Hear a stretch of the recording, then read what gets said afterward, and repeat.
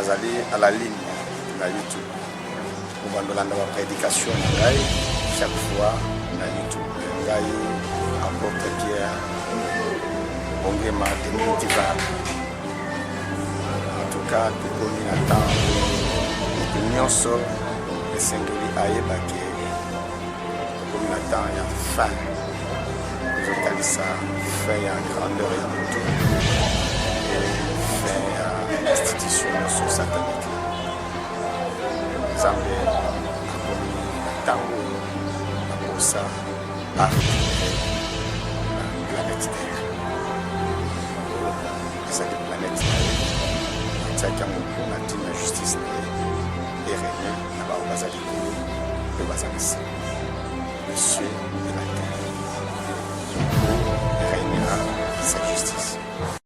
Merci Bandeko Nyonso Mbote au Bazakolanda biso ko bandana RCM TV. Mbote mingi na Bandeko Nyonso o bozali bisika nyonso bozali awa na Mwanda na périphérie nyonso tikate nzambe apambola moko na moko na tango malamu biso tozwi koya liboso na bino na nzela RCM TV tika ete ezala moment malamu o doza ko partager liloba nzambe na onzambe atie kati na biso ya koya ko pesa libota ya nzambe topamboli batata pe ba mama nyonso baza kolanda biso totondi ete nzambe akumisa makobanda tango oyo tika ete tozande kuti ya koyoka nzambe malamu na oyo ali koyebisa biso sans pourtant tarder tozali kokende malamu ko pesa nzambe merci na service ya caméra oyo ezali conduit na Charlie Kimboko pe na Arlette Masika pe tozali kuna na régie na Herman Singi pe na Yoshua Kiambi Zambe apambola moko na moko azakolanda biso kuta na ndako pe biso totelemi liboso na bino tofandi tozali na kombo na apôtre Pierre Bongema Divin pe toza accompagné na pasteur JP Ndumbi tobenga yesu JPT mais kombo na ye koma Joseph et tika nzambe akumisa makobanda tango oyo toza kosola et tobondeli pona tina na liloba ya nzambe Seigneur topesi merci pe topamboli yo kobanda tango oyo tika ete ozwa lokumu ozwa kembo Yehoshua Hamashia na ndenge tobandi na yokolo tokomati na suka kumisama Yehoshua tobondeli pe tobi amen. La fois passée tozobaki likolo na temple pe tolobaki ndenge nini toko ndenge nini temple esengeli etongama tolobaki ete cette fois-ci tokoloba likolo na ndenge nini temple esengeli etongama mais na kati na yango tozali na deux points ya makasi oyo toza kokende kosolola ezali Yehoshua à sa propre succession et na deuxième point ezali ministère de l'esprit au ministère de la réconciliation. Le londe toza kosola liko na premier point Yehoshua à sa propre succession. Et pourquoi les lokolo azal ko se succéder na kombo na Yehoshua? Pourquoi parce que la tango onzambe azongi na ngende na ye ya lokumu. Et esengela ki kozela tango nini kolo akozonga na kiti ya kembo. Esengela ki kozela tango nini zamba akozonga na kiti ya kembo poete afungola mokolo na ye. C'est pourquoi nous allons komona Apocalypse 1, 2, 3 et zalaki ko préparer ouverture ya Apocalypse 4.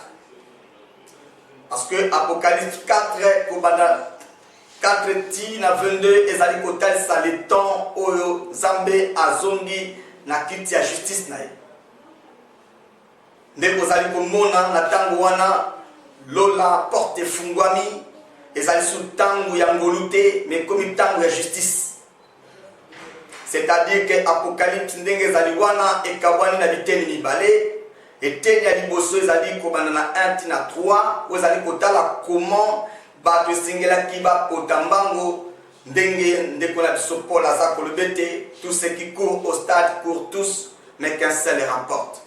mais courait de manière à remporter.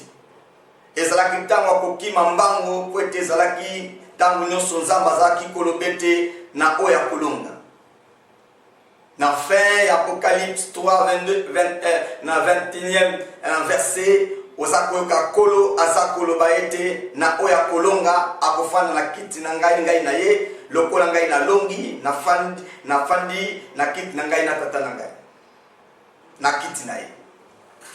C'est là prouver véritablement que ezali na deux temps. Le premier temps, ezalaki po ete bato ba s'approcher na temps oyo ya montagne de Sion. Parce qu'à partir d'Apocalypse 4, Nzambe a présenté biso les reines ya montagne à Sion. Le règne à Sion, règne de justice. Pourquoi? Parce que na règne la justice de sika wapi tozomona Nzambe azotalisa biso comment Nzambe aeko zongela bosembone na kati ya mabele po ete amema bomoko mpe kimia na kati ya mokili. Bomuta koki kotalisa makambo oyo azali na liso komona mpe azali na révélation oyo Nzambe apesi. Ezalaki tango molai oyo Nzambe afandaki na kiti ya ngolu mpe azalaki koprepare comment akozonga na kiti ya nkembo. Pe ezalaki kosenga ete kotamboleza tango kolo aye na kombo na Yehoshua. Et na tango Nzambe azali koya korétablir makambo nyonso na reine na justice na ye, azali kozongela kombo na Yehoshua. Pourquoi? Parce que kombo ya Yehoshua ezali kombo Nzambe ye moko amemaki na mokili. Ndenge Daniel ayebisi biso ete mopakolami akokita na kombo mosusu ya na ete akozanga mokitani meme kombo ezali kokitana na moto soki eza kombo ete ezali yango te oyo Nzambe alingaki. Okoki kokitanisa kombo ya Nzambe na kombo mosusu te. Ndenge ayaki na kombo ni Yehoshua, ndenge sengeli kombo wana etika. Mais soit qui passe makasi parce que l'église a yebaki ko passer ba moment très difficile. Ndenge tolobaki te tokoloba pona tina ndenge ni temple et sengeli tonga. Donc soki tolobi likolo na premier point oyote tokoki koloba na pour la deuxième point. Pourquoi? Parce que le salut ezali na kati ya kombo. Liloba alata kombo. Pe lolenga alata kombo. Kombo ye ayaki nango ye moko ayebi makasi pe mamunena. Nde azali kotalisa biso ete ezalaki epée oyo ebetaki makasi nyama oyo abimaki na mai ya Apocalypse 13. Azalaki na maseke sambo na mitu zomi. Azalaki lokola léopard nkoi. Azalaki na makolo ya ours. Azalaki na minu ya lion. Wana ezali kokanisa biso mbala moko na old Daniel azwaki na Daniel 7 4e bête. Azalaki terrible, extraordinairement fort. Pe esalaki ete azalaki kolia, ko briser, pe ko fouler même au etikalaki. Donc tant baza kolbaliko na kolia, c'est-à-dire azalaki ko sala volonté na ye. Na mokili, na bato na mokili. Et ça baza kotalisa biso 4e pouvoir. Oyo esengelaki yango na sima na yango ndeko ya reine ya Hamashia na mokili. Pourquoi? Parce que ezali tango nanu Nzambe atikaki tango ya mabota to tango ya nation ekomati na suka nango. Et kolo alingaki ete tango wana ekomati na suka. Nde tango wana diable lokola pacte solide salamaki na dernière puissance otobengi empire romain nde esika wapi kombo ya kolo ezwaki passe. Parce que Apocalypse 13 aza kotalisa biso makasi nyonso ndenge épée. Donc la parole alataki komba Yehoshua amenaki nyama wana tina kosala ete pota wana ememeti na kufa. Mais elobami ete pota wana ekaukaki pe mabota nyonso ekomaki sima ya nyama wana. Pe bazalaki kokumisa dragon. Pourquoi? Parce que apesaki makasi na ye na nyama wana. C'est ça le pouvoir politique, un système satanique, aux amis exaucés et yamami na kata mokili pe yango ne e kondi mokili. Tala comment diable ayebaki ko longo la épée. Or épée wana zambaza kotalisa bisongo ezali à partir ya Esaïe 27 ndenge Nzambe alingaki ete frappe et bêta makasi ce serpent ancien serpent tortueux pe eboma monstre wana. Ko boma monstre wana ezalaki synonyme tout simplement ya ko remettre puissance de Rome na évangile véritable. Pe bokonzi pe renommé ya Nzambe et koki plus jamais kokabolama na basatu ya moki to na batu. Nzambe ande kotalisa ete ayaki pour que batu baguma melaye. Pe évangile na ye esengelaki po ekende ko gagner le monde. Mais tant épée ye ebandaki kozokisa épée wana na kombo na Yehoshua. Nde omoni persécution et yaki makasi na bandeko na biso ya église ya liboso. Nde persécution salaki ete passé salamaki makasi pe bato apanzanaki na période même ya général Titus noto yebi yango ndenge passé kotaki makasi makile tambolaki na baterrasse pona tinete balingaki te ete mouvement le tambola. Mouvement de Liboso. Et ezalaki pasi ete kombo Yehoshua batatola. Ezalaki pasi ete kombo wana etambola. Et église ekoka kokende liboso te, église ekoka kotambola te, et batu bazaki frustré, batu bapanzalaki, et puis moto mokote akokaki kotanga susu kombo wana. Kolo azalaki persécuté na kombo ya Yesu te to na kombo ya Jésus te. Kolo azalaki persécuté na kombo ya Yehoshua. Pourquoi? Parce que babengaki ville wana Jérusalem ville moko rebelle. Pona nini? Parce que bazalaki oyo esika wapi Nzambe abandaki misho makasi ya koyeba komema évangile na ye na kata mokili mobimba. Et évangile na ye zwaki problème pe persécution contre une église.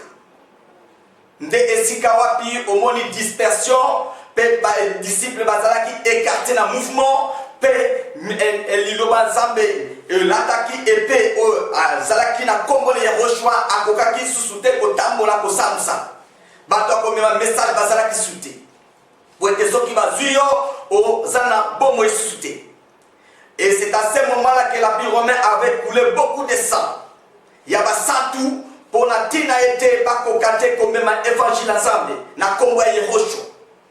Pourquoi? Parce que bazako koka sagesse ya batote lokola Paulo, batote lokola Pierre, ba disciple bazako koka sagesse bazaki na ngote, pe bazalaki na makasi oyo Nzambe pesaki bango, oya komema évangile oya kokende ko récupérer bato.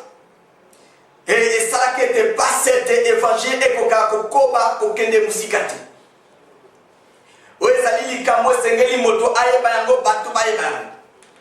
Ce n'est pas pour rien la carte île de Patmos dans le milieu du monde, la carte et Sangawana Mouné, la carte balé. Jean Coca qui cause la révélation qu'on ne pas à Kolo. Vous allez contali c'était et Sengeli épée et les cas na nyama oyo. betaki pe ezokisaki mortellement. Pe épée balongola kia. Pourquoi? Parce que le diable avait compris. Et ce qui est total, il y a l'Apocalypse 13 de Bandeli. Au bout de dragon, la signification de dragon, c'est-à-dire puissance à séduction, il y a diable. Il y a Pesaki, bête, trône, autorité de puissance, de la base, il y a inspiré bangoete, ce qui commande l'ongité, en tout cas pouvoir et na chute totale. Et effectivement, le nom de Yehoshua avait amené la chute de l'empire. Pourquoi? Parce que et Kawanaki et Zalaki sous la stabilité. Et pendant la qui pourquoi et Zali noir c'est blanc, ça parce que Tali Sabiso na Katamolubanaye, nini empire romain Azalaki na makasi sous terre. Pourquoi? Parce que Epewana la parole oyalata qui commande Yehoshua a memaki bokonzi na pasi makasi. Epe wana ezalaki kokende ko gagner le monde. Ezalaki kokende ko gagner l'humanité. Azalaki kokende ko gagner milema ya batu, mitema ya batu. Et puis batu bazalaki vivement touché na évangile. Molile ezalaki na makasi ya koteleme la kombo na te. Pourquoi? Parce que bazalaki na makasi oyo samba pesa ki bango pona tina ko transmettre pensée na epaya mabota. Oyo ezali tango esengeli muta comprendre te. Kombo ya Yehoshua ezali kombo monene nzambe ayaki nango na mokili. Ezali banga de rock oyo motote ayebaki ko bimisa yango. Ebimiaki na makasi ya kolo yemoko ayaki nango na makasi na yemoko. Pourquoi? Parce que Yehoshua eliko bakete Yahweh aye ko kangola. Yahweh aye ko bikisa. Yahweh aye ko kangola, Yahweh aye ko bikisa. Bilaka nyonso fanaki na kati ya kombo wana ezalaki pour la récupération de la terre. Ezalaki pour ete batu ba kangolama. Ezalaki pour ete batu ba zonge pa ya kolo. Totali évangile ya kolo ezalaki pour que les cœurs soient purs. Pour que les cœurs soient purs. Pour que conscience abatwe la malamu, pour que batu baye bakotambo na kondima o ezali apostolique, kondima za ko pasola nzela, na bisika nzela za kite nzela za ko pasuka. Bilombe sengela ki batambola. Ezalaki bilombe bazalaki komima deja. Bazalaki pe komisa bana na bango. Tuzali kotanga ndenge zamba za kotambola na Paul, alors tambola na bana ne lokola Timothée be Paphras. Bazalaki bilombe bazalaki kotambola na lokola ba Luc bazalaki kotambola déjà évangile za kotambola na bilombe na terre pe façon bazalaki kotambola lelo tomoni yango na kati na maloba na ye ezalaki kotalisa comment nzambe atambola ki na bato na nguya pe na makasi na ye mais lokola puissance ya molili ekokaki ntango nango esilaki te kolo ayaki pe atikaki mokonzi ya mokili ali le prince de ce monde. Akendaki pourquoi? Parce que Seigneur a continué mission na ye ya 6e jour na loboko ya mobali ya trône ya justice. Et Seigneur a kende kofanda na loboko ya mobali to la puissance ya trône ya justice. Akenda kofanda kiti ya justice te. Akendaki kofanda la kiti ya justice. Tango yango azalaki nano la kiti yango. C'était l'état et la continuité à mission 6e jour na Golgotha, l'icône na nzete. Pourquoi? Parce que Mosala, il y a 6e jour, et c'est là qui m'a cassé, c'est là qui monnaie. Pourquoi? Parce que entre 6e jour et 7e jour, le jour du Seigneur, et c'est là qui, libosona nous batambula. Ba oyo bazali kobima na 6e jour basali na Nzambe baza kobima na mission ya kokende ko tambol ko mema bato kokende ko approcher bango près ya montagne de Sion près ya 7e jour. Alors ezalaki tango esengelaki kotambola sala parce que ezali ete évangile ezali na kati na ezali na kombo na yango onzamba yakina kolo yakina kombo ya Jésus-Christ. Kolo ayaki na kombo na yemoko Yehoshua Hamashiach. Na kombo ndi azalaki glorifié. na kombo na azalaki élevé na kombo na ndeko la sisaki mission na mokili ake kosala continuité missionnaire pe ayebaki kopesa makasi na bayekoli kocontinue na kombo wana po ete liloba alataki kombo wana siècle mobimba liboso bayebaki kombo moko te babengi mosusu soki kombo ya Yehoshua te ata ntango toza kotanga docteur Louis II aza kokoma akomi yango ezali à partir ya batexte hébreu ezali te eza nde batexte hébreu esika wapi yazwi traduction nde esika wapi ya tire mpe ayebi kopesa biso mokanda ya Louis II. Donc tozali kotala eke bato batiaki maboko na bango na liloba nzambe etala komo ntango toza koloba ezali ntango nzambe azongi na kiti ya nkembo na ye etango tozali koloba ntango ya règne ya justice ya nzambe yali ntango nzambe azali kokende kokokisa maloba oyo alobelaki Daniel 9 esengeli kofaire cesser la transgression ete kobuka mobeko esila likambo ya lisumu ezala prendre fin likambo ya lisumu ezala prendre fin pe likambo oyo ya iniquité to mabe yanko ezali kokende kodéchirer humanité et prendre fin. Pourquoi ezali ntango nzambe azali komema justice na ye éternel pe ezali ntango nzambe aye po ete justice na ye azwa esika na kati ya biaba. C'est ça le programme oyo nzambe ayaki nango pe koyeba kokokisa vision et prophète Abraham. Pourquoi? Parce que vision ezali nzambe nde apesaki vision epai ya Abraham azwaki révélation makasi ya komona ndenge nzambe atongaki site na ye lokola ye moko mopesi plan pe ye moko lisusu motongi na yango pe azalaki kozela yango lokola mopaya na mboka oyo azalaki na kana comme étranger akendaki kuna na kondima nyonso po ete atambolaki na liloba oyo nzambe apesaki pe atambolaki na komona eloko te atambolaki na kondima oyo mopasoli nzela azalaka na yango. C'est comme ça la foi apostolique oyango nde ezalaki nzela oyo ya kopasola nzela mpona kobimisa bato na prison ezali nzela oyo esengelaki ebimisa bato na prison esengelaki toyeba ete prison eza esika oyo ebongisama mpona libota ya adamu te parce que nzambe abongisaki retour ya bato na eden mais esengeli nzela epasuka nzela esengeli epasuka kombo oyo nkolo apesaki biso Yehoshua yango nde etondi makoki ya kopasola nzela mpona kobimisa bato na prison nde bilako efanda kuna autorité ya nzambe pouvoir refermer toutes les actions méchantes ya diable pe nzambe akokisi elaka nyonso alobelaki abala yango kolandana nanu nzambe ye moko bénédiction pe bénédiction tozobenga faveur nyonso wana ekokisama na kombo ya Yehoshua.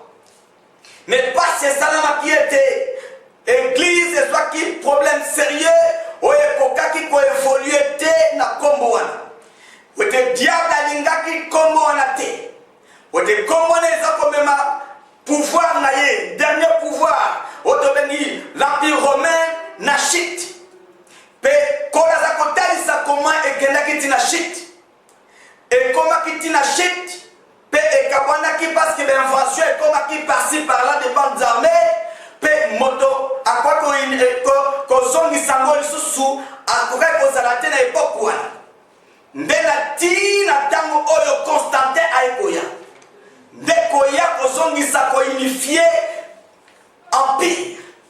Pourquoi? Parce que la pacte solide oyo esalamaki avec le diable akokaki koaccepte jamais kombo ya Yehoshua. C'est comme ça que Daniel 8 aza kopesa biso explication malade kolakisa ete corne oyo ebimaki vers le midi oyo ebimaki vers le plus beau pays vers l'Orient parce que na l'époque wana ya corne wana azwaki déjà pouvoir likolo na partie nyonso Afrique du Nord Asie méditerranéenne mpe kozwa partie nyonso Europe kokende ntina Italie puissance wana ezali kosala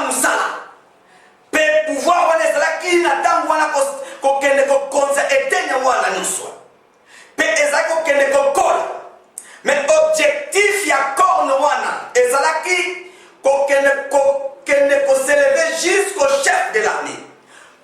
Père Kolongola yé sacrifice perpétuel. Ça dit Kolongola vie en Nzambe la kati ya bongo ya bato. Kolongola kokeneti kokomati et pas ya chef de l'armée. Le chef de l'armée c'est lui-même Yehoshua. Kokene Kolongola yé même sacrifice perpétuel. Père Koluka ndenge nyonso ya kofoule basantu au pied. Père Zamba za kotel sa su nyonso ete ba komaki na point. Komaki na point. Ya koyeba ko faire précipiter même armée en ça. Basantu en ça. Kola za ko expliquer Daniel makamone be. Pourquoi parce qu'il y a qui tant makasi oyo ya 70e semaine. Ya Daniel. Ouais, c'est quelqu'un qui m'a cambono c'est kokisama. Parce que dernière semaine wana. Et là qui tamu makasi. Oyo nkola lo bien te basali une solide alliance. Et solide alliance zali ba pacte solide. Oyo zali kotel sa comment diable a besoin assis sa sacrifice dans hôtel. C'est-à-dire que bonzambe zalate. C'est-à-dire que batu bako kako sambela peba memamite mabate pa nzambeti. Pourquoi parce que hôtel zali mosai na nzambe. Hôtel ezali basali na nzambe bazali nde kotumba mitema bato mpona te nzambe azwa lokumu mpe mitema ezonge mpa nzambe mais kolo diable déjà asalaki ete na 3 ans et demi nyonso sacrifice esila mpe bato bakoka su te kotambola na bonzambe kati na bango e mpo na ntina na yango esengelaki liboso kolongola kombo ya Yehoshua. C'est pourquoi kombo na tangolongwe ezalaki kolongola yango na hébreu comme yango na grec.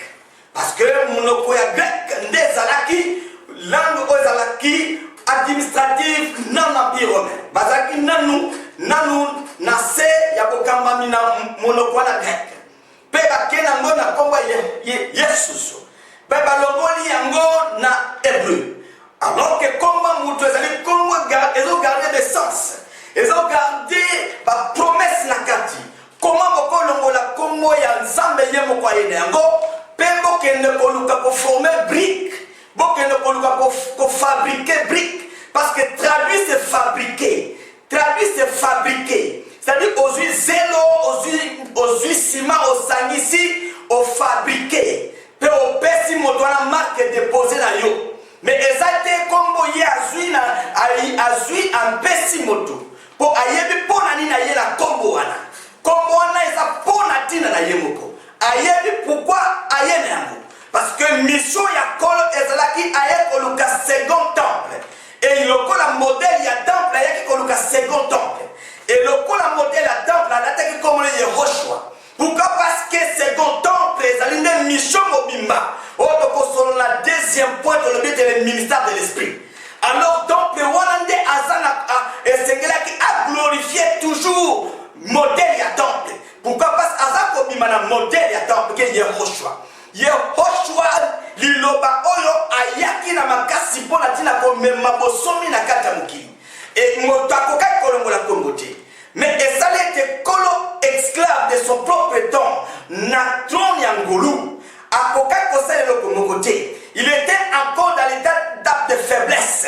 Ou capable qu'Azali Kotar étape ya patience naïe. Le col à l'obi était à Tabatoubaza Koloba était. Koye ya kole ezali koumela. Depuis que Batata na biso balobi était kola koya akoya tilelo ezali kaka ndenge moko.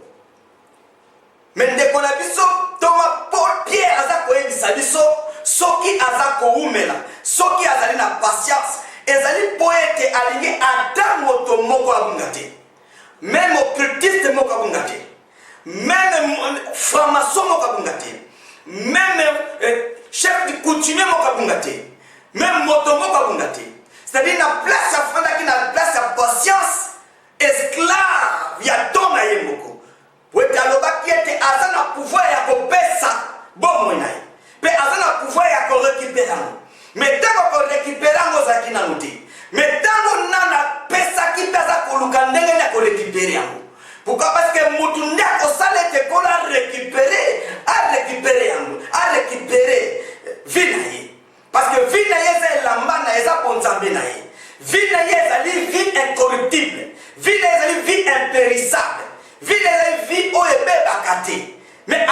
wakati apesi vinai tomoni yango na Golgotha comment akufi bolumbu ndenge ni vina ye oye mokaka komipesa pour que tokoka kozwa bosomi Yehoshua aketi na Golgotha na nzete akufi bolumbu bilamba elongo nyonso ezalaki significatif kotesa ndenge moto alongole bilamba ndenge ni moto humanité elongole bilamba parce que nzete wana koka ezalaki représentation ya humanité ezalaki représentation ya humanité oyo ezalaki tout sage oyo esengelaki nzambe aya kosauve trono na ye ezali nzete ezali kokangama na nzete wana kiti yango lela kiti ya pasi azalaki bolumbu même ti azalaki na lola même ntango azongi esprit azalaki kaka bolumbu azalaki nelamba te azalaki na trono wana na nzete wana bolumbu parce que esengelaki moto nde akoya kolatiselama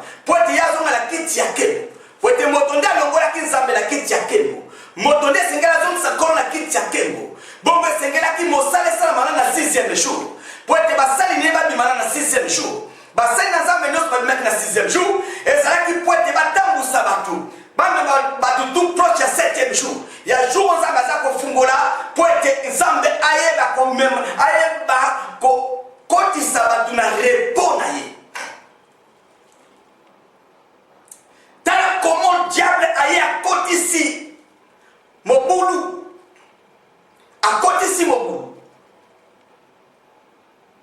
ekolo ye moko alobi yango bien bato bazali kotonga bakobwaka libanga kasi libanga wana babwaki ekozonga yango nde ya liboso ekozala mosusu te ekozalaka nzela moko bato bakolanda verité oyo bato baboyaki na ouverture ya ciel kola zongi na kiti ya kembo oyo esengeli mokili ekoka koyeba ete kolo azali na kiti ya ngolu te aza na kiti ya kembo c'est pourquoi ezali ntango ya reine na justice na kati ya mokili oyo kolo akoki plus jamais kondima koyeba kolata marque deposo bato bapesaki oyo andimaki yango na volonté ne permissive soki andimaki kombo wana parce que ezalaki na bato oyo bakangamaki na kombo ya Yehoshua ata na libanda deja kombo ya Yesu ezali kosala miracle kouta na dragon kolala na Apocalypse 13 na bete oyo abimaki na mabele mais baoyo bakangamaki na kombo ya Yehoshua bango nde bapionnier oyo infaiblesse wana oyo babatelaki nzambe jusqu'à ce que Saint-Esprit avisitaki bango nde bango bapesaki bonne signification na kombo ya Yesu nde nzambe akitisaki nguya ne moke de manière que mission na ye continue mouvement ne continue nde babimaki na kombo ya Yesu babandaki kosala mosala nzambe atikaki siko kombo na Yehoshua puka parce que ayebaki na temps ya rétablissement ntango aza kozonga na kiti ya kembo na ye na kiti na kembo na ye yango kola lobi ete aretourne na Sion na reine de justice na ye aretourne puka parce que ezali temps oyo tozali kovivre temps ya reine na justice na mokili oyo nzambe azongi kokokisa mokanda ya nzambe ya Daniel 9 parce que rétablissement eza kosalama na nzela message de justice reine ya justice na ye eza kosalama alors mopakolami ye Yehoshua bakokitanisa ye na kombo ya Jésus te na temps oyo azongi na kombo na ye Yehoshua po ayeba koregle toute chose oyo ezali kotraverse mabele kokondamner le mal mpe komettre fin na justice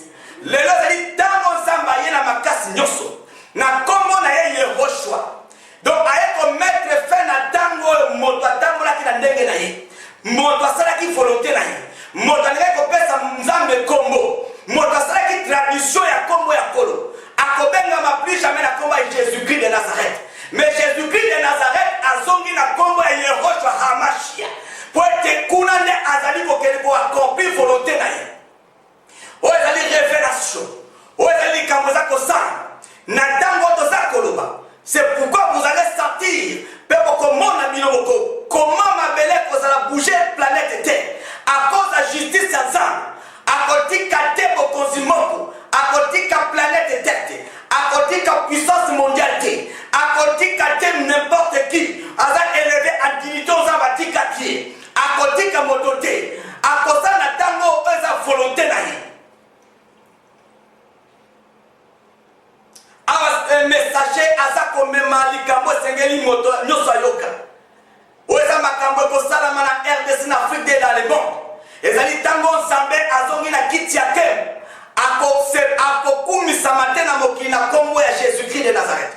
Azongi na kombo na Yehoshua Hamashia. Azongi na kombo na Yehoshua Hamashia. Akose glorifier na kombo na Yehoshua Hamashia. Saint-Esprit akozala guide na bato nyonso bako comprendre likambo. Saint-Esprit akozala guide na bato nyonso bako comprendre likambo. Pourquoi? Parce que salut ezali na kati ya kombo na kombo. Et na seya lona na seya lona na ciel kombo oyo bayekoli batambola kina ngo ezali Yehoshua Hamashia.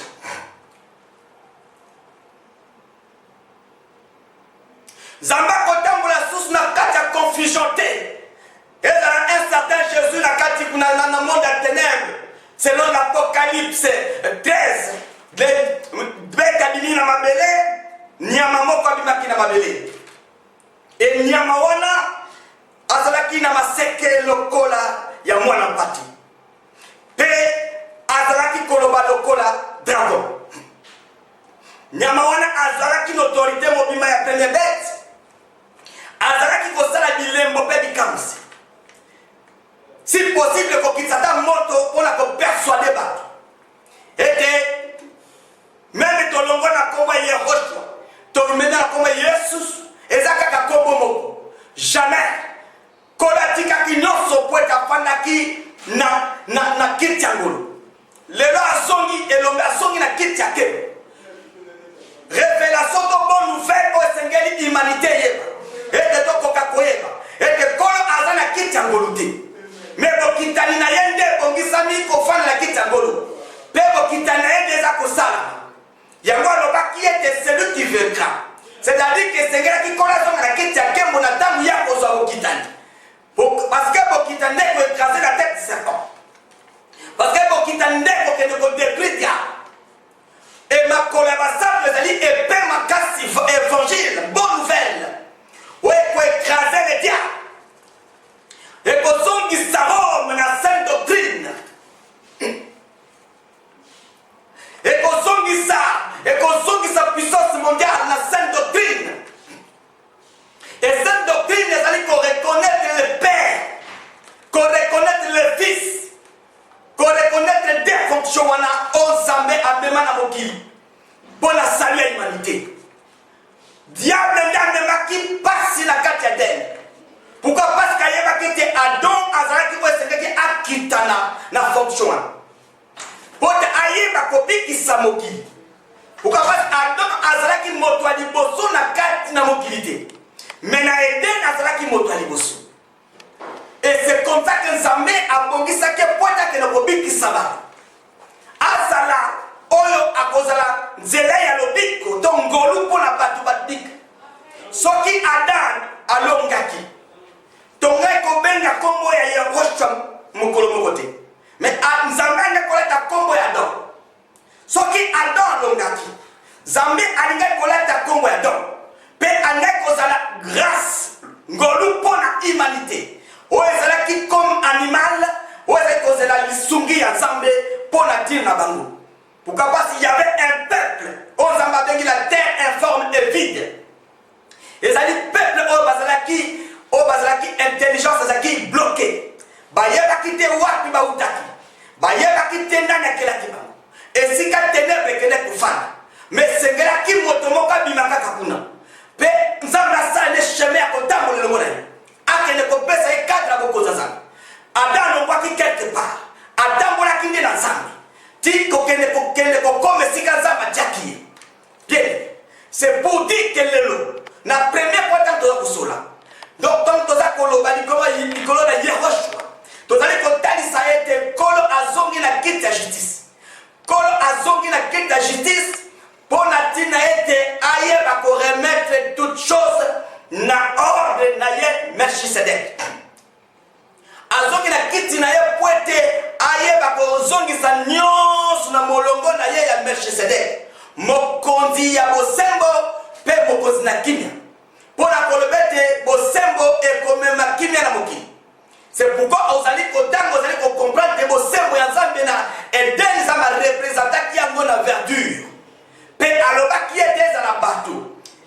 banyama ezala bandeke ezala bambisi bango nyonso bazalaki soumis na nourriture babengi yango makasa yango nde eza pensée originelle ya nzambe yango nde komema bomoko mpe kimia na mokili yango nde justice ya nzambe yango nde toza na temps oyo nzambe afungoli oyo ekokangama plus jamais ezali temps oyo nzambe afungoli apocalypse 4 ti apocalypse 22 ezali programme ya message de justice programme ya temps ya justice programme oyo maloba nyonso ya basakoli ezali kokokisama mpo na ntina na retour na moto na présence ya nzambe alors nzambe akoki na se na lola akozwa nkombo ya jésus-christ te aza azongi na nkombo na yehoshua hamashiach areprendre histoire na ye areprendre mission na ye areprendre yango pour que akende objectif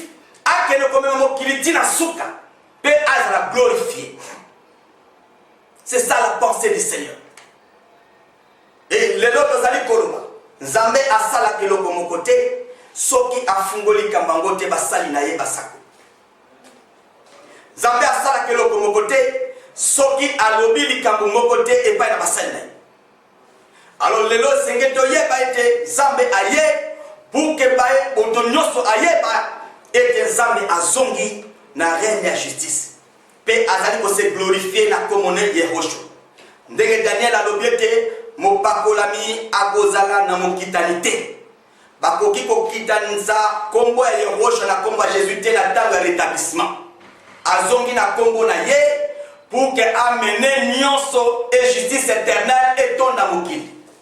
C'est ça la pensée du Seigneur. Et sa vision et prophète aux abbés ndenge asolaki na Abraham. C'est pourquoi le message de justice est allé proposer fondation l'icône à Balayam. Pour na kokende komema salut na mabota nyonso ya moki. Réconciliation kati ya mabota bomoko pe kimia koto na moki. Ezali tino kola mataki na nzete.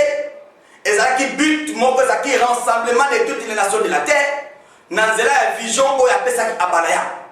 Donc azali moto monene oyo asalaki mosala na biso nzambe oyo esengeli moto nyonso comprendre te ezali ntango ya justice ya nzambe rétablissement ezali ntango ya justice ata bayekoli balukaki ete ntango nini na korétablir royaume ya Israël nzambe alobaki na bango te eza mpona bino te boyeba ntango mpe mabaku oyo nzambe akongisi na propre autorité du Père c'est le Saint-Esprit même ntango akozonga na kiti ya nkembo na ye. Voilà pourquoi tokomi na suka. Premier point, Toudi Koloba, Likolo, Nalobiko, et la combo, il y a Yehoshua. Yehoshua a sa propre succession, à temps, il y a l'établissement de toutes choses. Il faut l'évangile à rétablir pour que retour y a moto, ton moto a comme un temple, ton ndaku et ton gamin, ton batuba ton gamin. C'est ça la pensée du Seigneur. Ton précisant, mais merci.